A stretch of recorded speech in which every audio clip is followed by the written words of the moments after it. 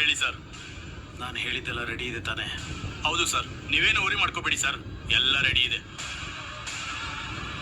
Preetham car ಕೆಳಗಡೆ bomb fix ಮಾಡ್ತೀವಿ.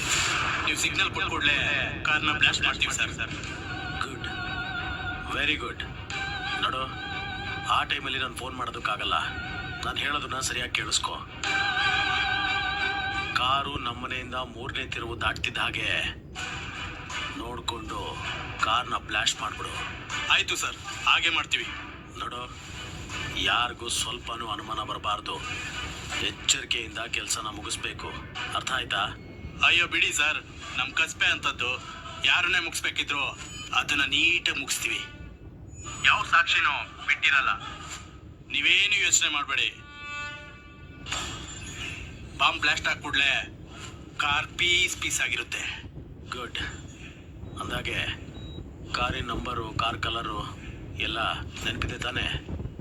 ಆಗ್ಲೇ ಎಲ್ಲ ನೋಟ್ ಮಾಡ್ಕೊಂಡಿದೀವಿ ಸರ್, ಡೋಂಟ್ ವರಿ. ಓಕೆ, ಒಳ್ಳೆ ಸುದ್ದಿಗೆ ವೆಯ್ಟ್ ಮಾಡ್ತಾ ಇರ್ತೀನಿ. Good luck. Okay sir.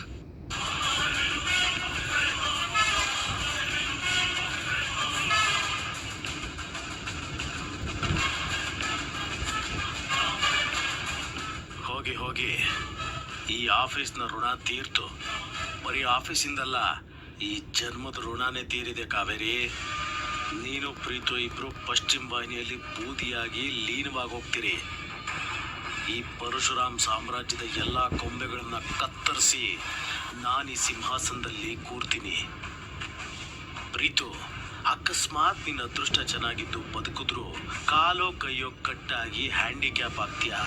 ನಾನೇ ನಿನ್ನನ್ನು ಸಾಕಿ ನಿಮ್ಮಪ್ಪನ ಋಣ ತೀರಿಸ್ತೀನಿ.